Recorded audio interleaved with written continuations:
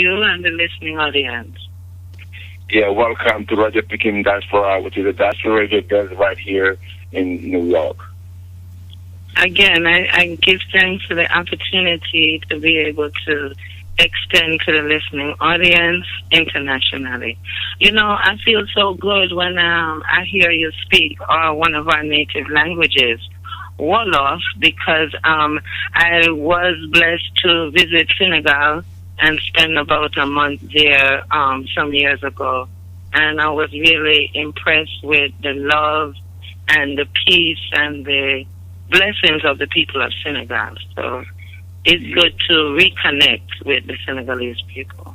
Yeah, reconnection is always good, and I'm glad you've been to the motherland and precisely to Senegal, Africa. Sister Adama, you're a reggae musician. Absolutely. And originally from Jamaica, but based right here in New York. Absolutely. Thank you. Well, you know, we have our roots in Jamaica. Our parents are from Jamaica, and that's where we hail from. But really and truly, I like to acknowledge Mama Africa and to know that I am a child of ancient Ethiopia, ancient Africa. Yeah. So I never disconnect. No matter how many years have passed, we are still connected, and no matter how many miles and distance, we are still acknowledging Mama Africa and ancient Ethiopia. Okay. Sister Adama, before we go any further, I would just like to ask you to introduce yourself. Who is Sister Adama, and how did you get involved in reggae music? Very good. Well, Empress Adama, I'm a vocalist, a songwriter, teacher, performing artist, and of course mother. And the list goes on and on. We could continue for a very long time. You know, women wear great hats, and for whom much is given, much is expected. So I do a lot, but I actually started singing from I was very, very small in the church.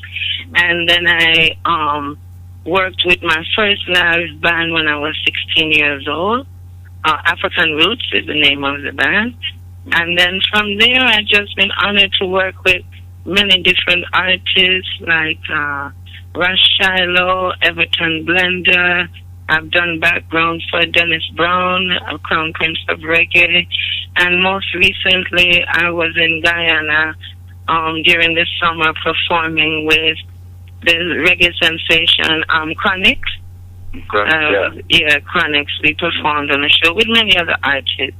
So it's a joy, and it's not just about reggae music, but it's about conscious music. So my emphasis is in reggae, but people have heard my music and they liken it to gospel music because it's music of praise. It's praise music. It's also music of consciousness to uplift our people and to just motivate them and inspire them to continue to do great things and to look at ourselves and know that there is no limit to what we can do, to even be a hope for the children of the future. Yeah, it's glad to hear that you've worked with a lot of artists, among them Dennis Brown, whose music is like really great and who does reggae music. How did you have any influences from Dennis Brown or any other musician from Jamaica? Any organizations? Absolutely. Well, I'm a member of the Ethiopian World Federation Incorporated, and even though I'm not an active member at this time, but if there's anything that I can do to support the work about unity for Black people at home and abroad, and repatriation as the Black man's redemption, that's where I find myself. That's where I will work. I actually served as first vice president of the Ethiopian World Federation on the International Council, and currently I'm working with the ancient Nyabinghi Theocracy Order.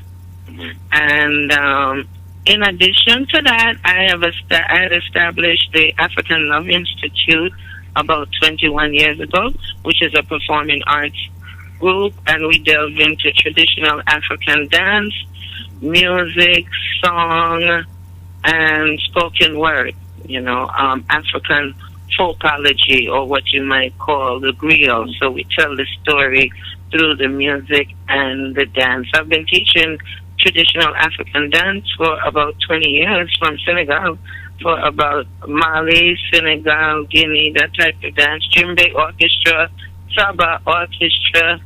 So it's quite extensive, the work that we do. Right now I work with youth during the week, Light and Peace School, and it's an independent school where we teach our children their native language along with the curriculums that they need to advance and progress themselves in the 21st century. So our work is quite, I hope I haven't left out anything. No. So coming back to when you first started with music and you did you sing with Dennis Brown. Mm-hmm. So how did you experience it? How did you live that, being like a part of the group? Okay. Well, one of my uncles is one of the ancient Nyabingi man, Bibsy, Uncle Bibsy, and he was very close with Dennis Brown. And actually, we visited Dennis Brown at one time in Jamaica and Kingston. We visited his home, and we were going over some music, just having a good time, singing. Actually, that time I was only about 13, 14 years old. And he liked my voice. He thought it was unique, and he actually invited me to do harmony with him. Some performances he was having at Pegasus Hotel. Right, at that time that was around the main airport of Jamaica, Pegasus Airport. So I was honored to sing with him for a couple of weeks live. Yes, and it was a great experience. What touched me so much about Brother Dennis is that he's so talented, yet the brother is so humble, and he was so full of love that he became, my teacher in addition. He became my musical teacher for a short time as well. Yeah, that's all about art. So you cannot be art and be too big. You got to be humble and down to earth. That's what I loved about Dennis so much, and that's the kind of character that I build within myself and instill within the youth, that we always have to, no matter how big we get, we always have to be willing to give back to the community and to support the youth as well as the elders. So you just mentioned that you were in Guyana, I think, doing something with Tonics. Was also Yes, I was in Guyana during the month of August. I reached on August 1st, which is the Liberation Day, the day that they received liberation from colonization. And I stayed, actually I was supposed to leave probably 2 weeks after, on the 14th. But the place was so beautiful, the hospitality was so lovely, and I had a few more performances that I extended my time, actually. Chronix was there on what we call a planting. He was supporting the planting farming initiative, because they have a lot of land in Guyana, beautiful, fertile land. Guyana is attached, it's in South America. So they call it the rainforest. They even call it the jungle. It has a lot of natural habitat. And so he volunteered to do a concert there without pay, and traveling from Jamaica to do a planted concert in Georgetown, the capital of Guyana. And 3 artists were actually invited to perform from New York City. Myself, Empress Adama, and there was another Sister Petra. Unfortunately, Empress Adama was not able to attend, but Petra and myself created a balance, because there were about 8 other artists that performed from Guyana, and they were all male. So we were the only female artists, and we represented very well. Give thanks. But yes, it was an initiative to see that the land is agriculturally well and cultivated. And this is what we endeavored to do, to give thanks. It was a lovely experience, and I would be willing to do that again at any time. Yeah, you've been doing reggae music for years. You started when you were 16, and you got a chance to play with Dennis Brown, and with this young generation, they're like punished. So how do you see the evolution of reggae music? The evolution of reggae. Give thanks. Reggae music has truly evolved because it's coming from what my parents listened to, what we call ska music. It came out of ska music. It came from there, it evolved into rock steady, and from there it evolved into what we now call reggae. But the good thing about reggae is that we cite in the maintenance of consciousness within the music. Yes, we have fun, and it talks about real life experience, but we want the music to be able to really propel the people's consciousness, to motivate them to actually take action in their everyday life, the way how they think, the way how they live. And again, our music wants to inspire the people to think about black redemption and repatriation as well to the motherland. So we use the music as a vehicle, to help us to reach where we want to reach, because we know that word sound is power. The words that we speak and the words that we sing is powerful. So we use that as a vehicle to move us forward. And music, as you say, reggae music, you can see that the influence is there now with R&B, with reggaeton, Spanish music, with Haitian reggae. I was in the studio on the first, and there was a wonderful reggae Haitian artist. He was speaking in Creole. He was singing in Creole, but he had the reggae music and he had the vibration, and he was singing about consciousness. When I asked him what the message was, he was still bringing forth the conscious message through reggae music in Creole. So we see that there is a fusion. Reggae music is universal right about now. Reggae music is international. When I went to Senegal, when you listen on the video, whatever television programs they have, the stations they have, right there in the car, every minute they had reggae music. I could hear it. Every minute there was reggae music playing, so there was a love for it. Everywhere we go, we know people love music, and especially reggae music has touched the hearts of the world. Yeah, because the Senegalese are really connected to reggae music. I got a chance to watch Burning Spear. I watched the Wailers, but after Bob Marley was gone, and then Adama, a lot of reggae musicians come to Senegal because we have a very strong reggae culture over there too. Oh yeah, Peter Tosh, the Wailers. Yeah. Beautiful. And I want to say also what has influenced me a lot too, again, is music from the continent. The vibrations of the djembe orchestra, the Saba orchestra. I also started studying West African dance at about the same time with the reggae band at about the age of 16. So I have been continuously studying the music and the dances of Senegal, Gambia, and Guinea for over the past 30 years as well. So that has been a major influence. What I want to do now is to be able to merge the two together, like traditional West African music, more with the reggae music, because, as I say, it has influenced my life so much. All that good music from Senegal has really influenced me. So I want to be able to merge. You see, like, the biggest artist you have in Senegal, what's his name again? Youssou N'Dour. Youssou N'Dour. So when we look at people like Youssou N'Dour, how he merges the music, and then right in the middle, the orchestra, just the drum orchestra comes in, the Saba orchestra comes in and plays, and then the beautiful dances, and then the music, the whole band comes back in now.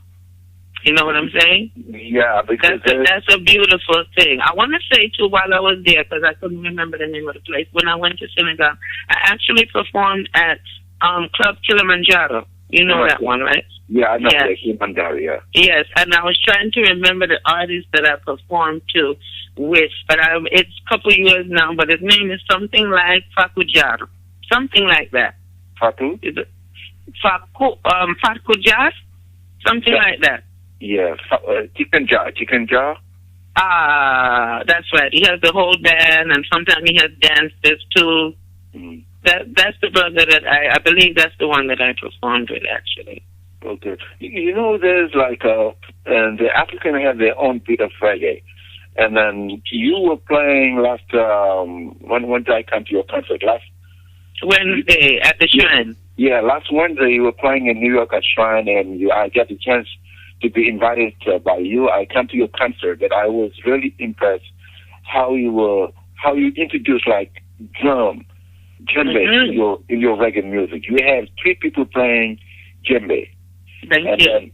And then you have the violinist was from Korea. Yes, she's from Japan. So yeah, she's from Japan. And that was right. Your group is like so mixed. I can see like the whole world in your group. Thank you so much, and that's what we want to do. We want to appeal to the world. You know, we want to break down the barriers and those boundaries by using music definitely as a tool to say, yeah, we could unite, because music is a universal language. You mentioned the drummers; those 3 young men are my 3 youngest sons. Yeah. The oldest one is 21. That's when we started this dance company that I talked about, the African Love. So all of them have been playing from they were babies, and there was times when I used to bring them on stage with me as babies with their little drums. But I want to say I'm so proud of those youth because they have traveled places that I haven't even traveled doing music and with the drums. They performed at the White House for Michelle Obama about 2 years ago, and they were actually awarded in the nation's highest standard of music and humanity. Those same children that you saw there at the Shrine. So, I mean, and they performed in places like Brazil. They have really worked. So that's why, you know, when we look at music, we also have to look futuristically. And when we look at ourselves as a people, it's not just about us, but it's about the future. What are we bringing to the future? What do we have to offer? How can we inspire future generations? Yeah, and then the way they were dressed, they were just like the byfalls of Senegal, with like dreadlocks. Oh, yeah. like that, you know? And then, yes. And your daughter was on stage too, singing with you. She sure was. One of my daughters, Princess Zakia Taliba, she is a beautiful vocalist. She's a natural vocalist. She's been playing music without even getting a lesson. When she was 3 years old, she used to come to my piano in the home, and she hears music playing. And trust me, believe me, as there's a God Almighty, she would be playing the keys naturally that goes with the song, right, in key, in tune with everything.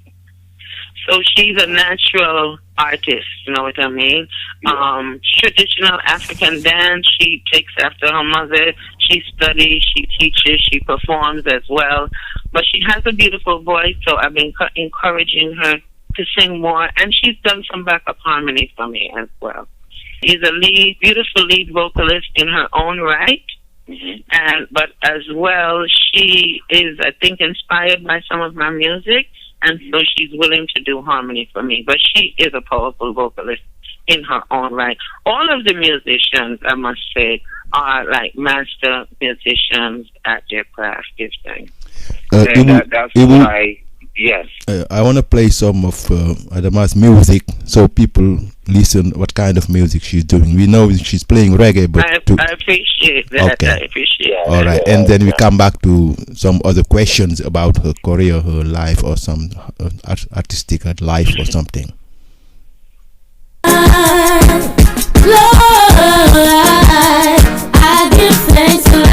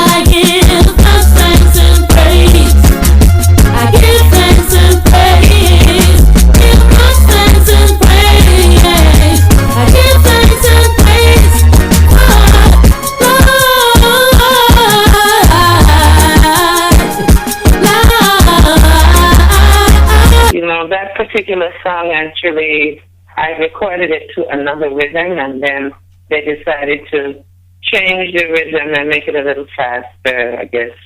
But it actually was a slower, slower music, something to get you into more meditation. But they try to bring up the speed, so I try to work with what the people want, Yeah. Yeah. Good. Then?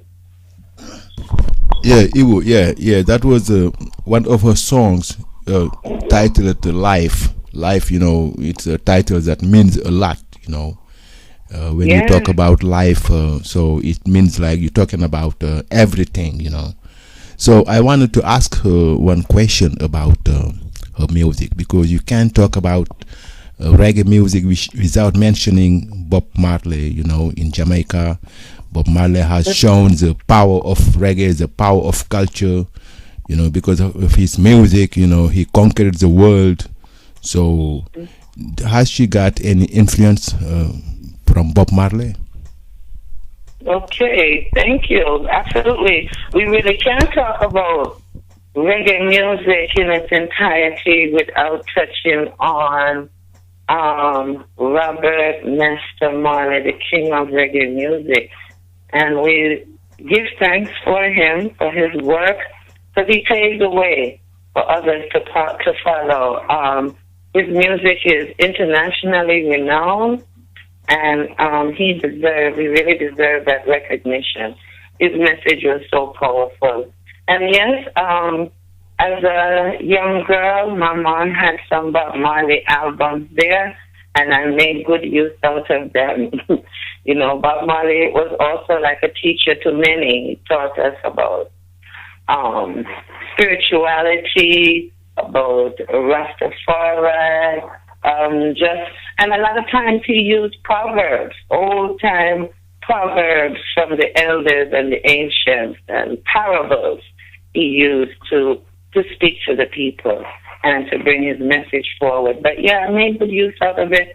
A lot of times, instead of going out to play or have a good time, I used to just sit down and listen in the house to people like Bob Marley and study the words, and even the I trees. I was fascinated with the beautiful voices of Richard Marley, his wife, Judy Mowat, and Marcia Griffiths.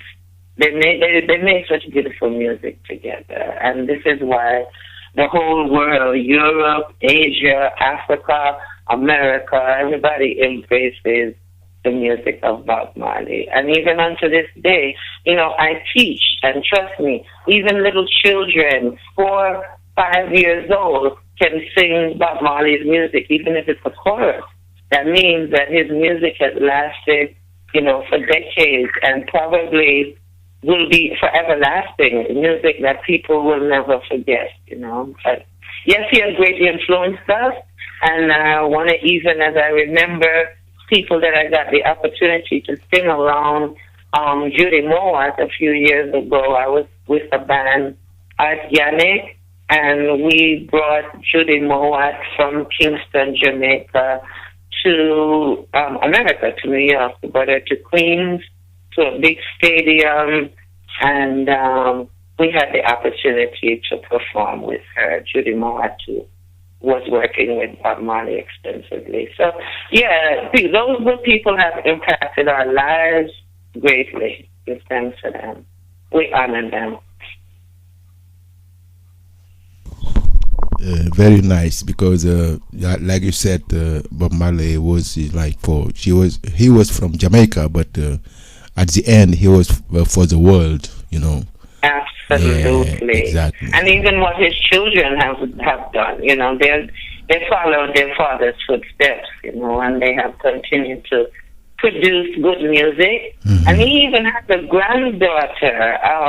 If anyone is able to check her out, she's not a musician, but she is one who has done documentation on reggae music and how it has impacted the world. She traveled from Jamaica to Ethiopia to South Africa to England and to West Africa as well, and just meeting with the everyday people to find out how Bob Marley and reggae music has impacted them today. Her name is Denisha Pendergrass.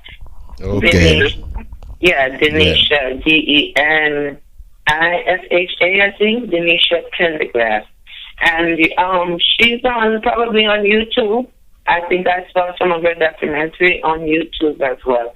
That's the granddaughter, because she knows how much her grandfather gave to the world, and so she wanted to see really and hear from the people themselves as she goes into their communities what reggae music really means to them and how it has changed their lives. Denisha Pendergrass, yeah. But give thanks to Bob Marley, father of reggae music. Okay, Ibu, I'll let you read her again. Empress Adama, this is a writer, dancer, educator, is our guest on Pikine Diaspora today. And coming back to your concert in Shrine in New York, I've seen it's really impressive. Like in your group, you have different kind of artists. Young people like your sons, your daughter, and you have the other Naya Bingi who was in the back with the drum, and he was really impressive.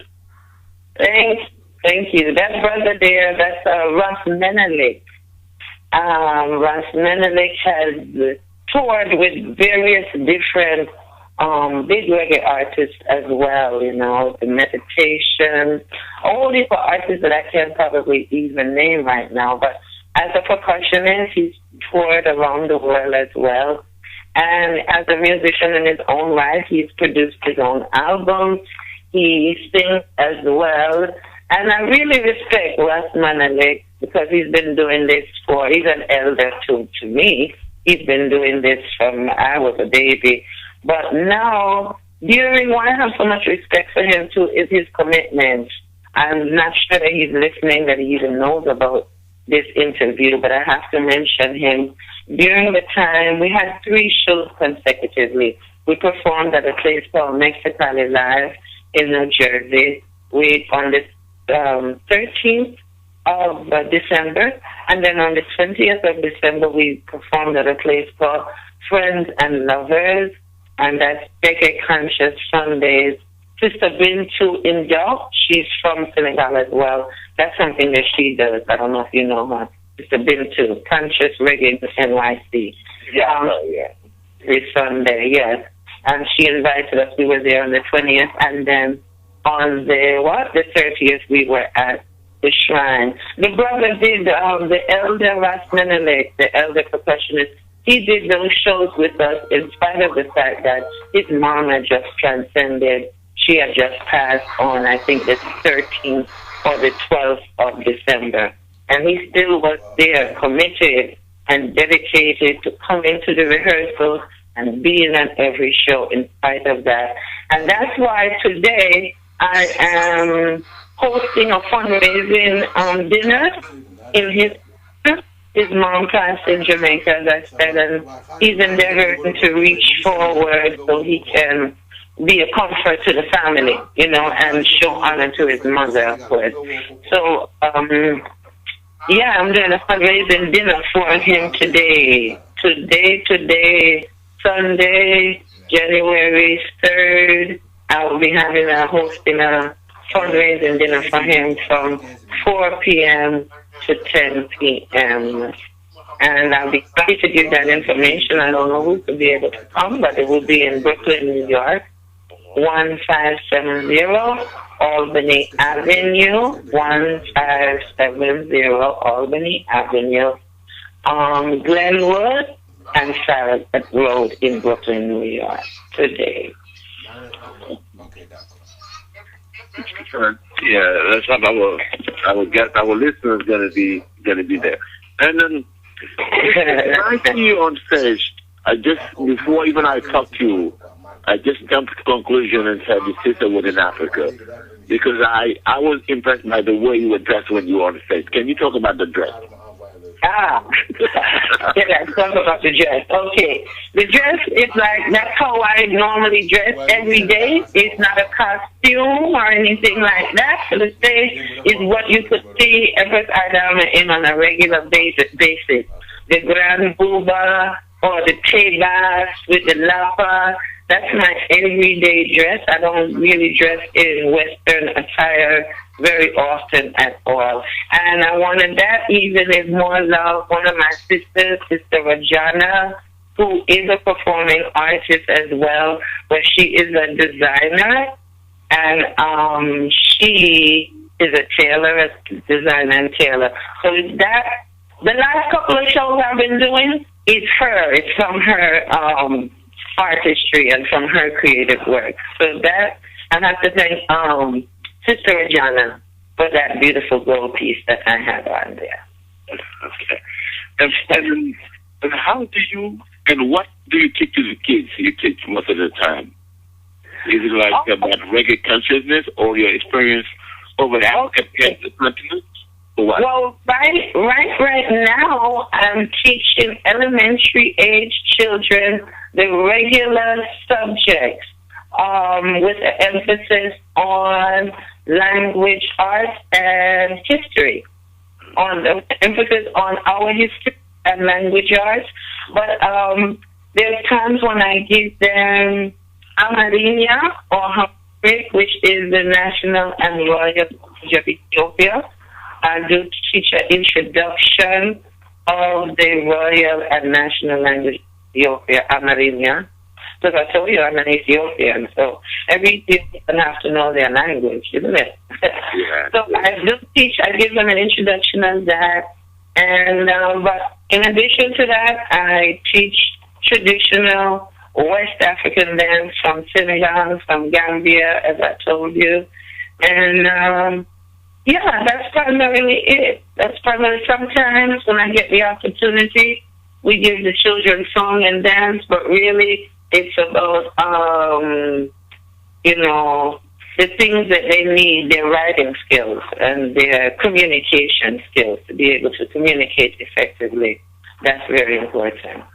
So music is in there, but language arts is in there, literal and writing skills. Yeah.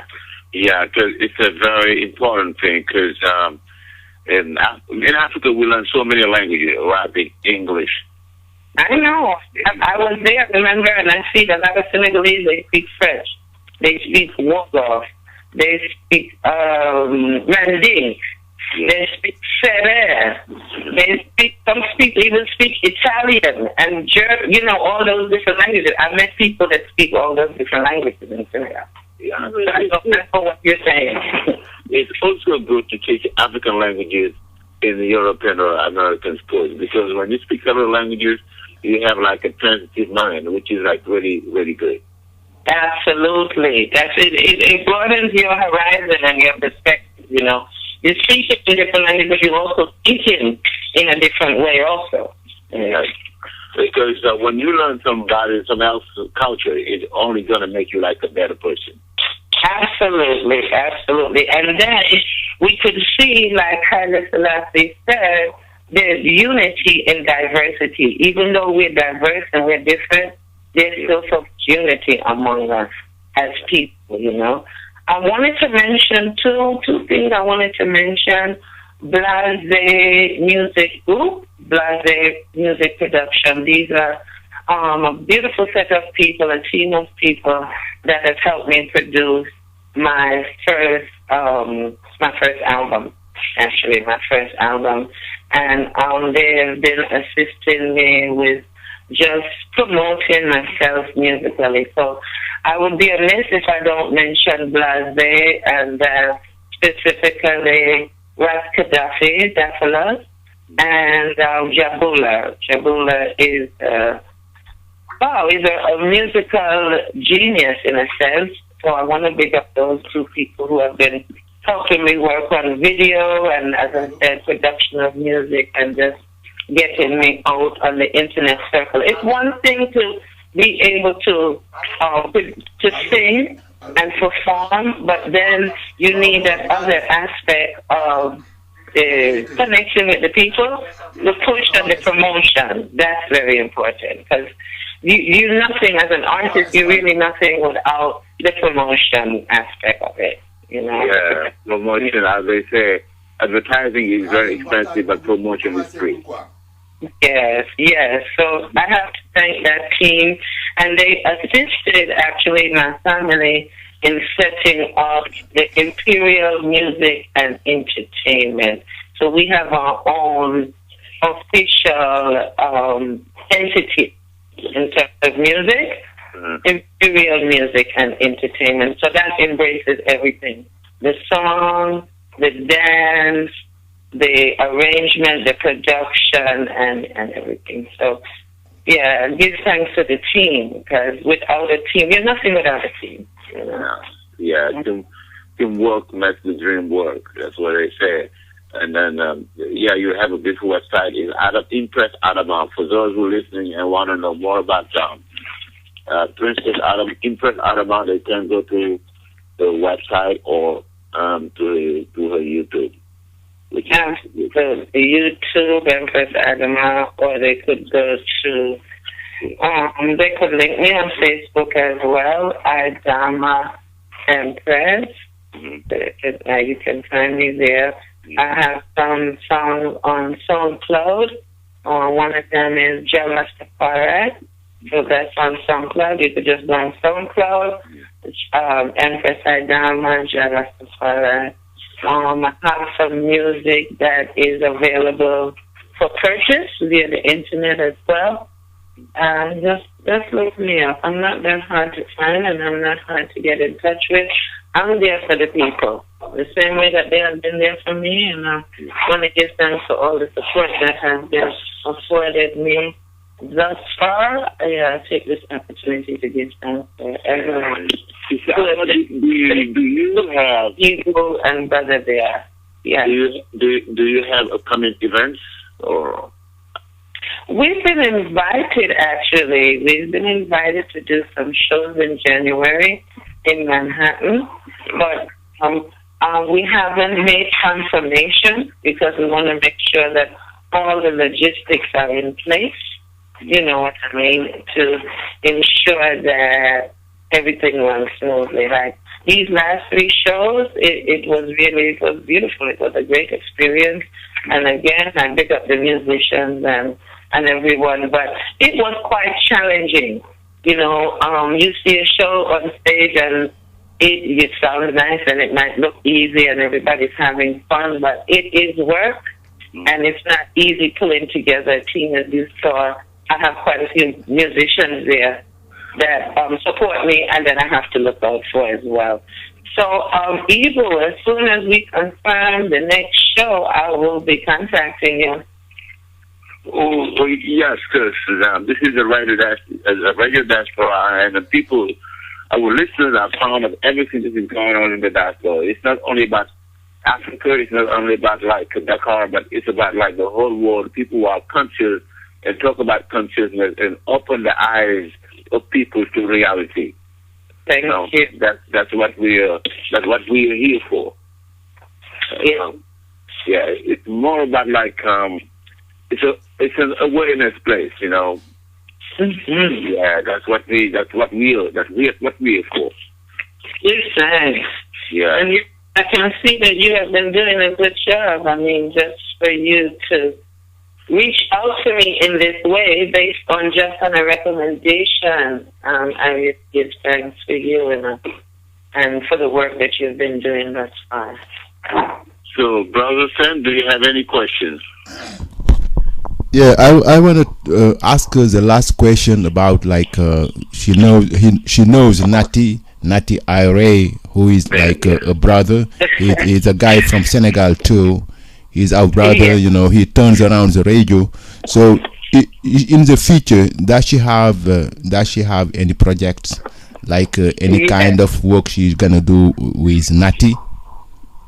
Like, to mix those cultures. Nati, that's another great brother right there. That's a great brother. I met him in New York, in Brooklyn, probably about 5 years ago. And there's a place called the Slave Theater and the Black Lady Theater. And it's a long story, but to make it short, there was a judge that had about 18 buildings, and 2 of them were theaters. He was a judge in the court, but he also was a writer, and he also knew the importance of appealing to our people through the arts, like getting the message through to them through music and drama and dance and all of that. So he purchased these theaters with the hopes of being able to awaken the consciousness of our people. Unfortunately, he passed before seeing the realization of that. But during that time anyway, just before he passed, there was like the Black Panthers, the UNIA, and all these conscious groups that used to come, and speakers, Leonard Jeffries, and all these different people, Khalid Muhammad, and so forth. Anyway, the place had closed, and a couple of people in the community were helping the place to stay open. And what we did was, because it was a theater, we used to have a certain part in the theater that we used to have live shows. And there was a brother, Johnny Cash, that introduced me to Natty.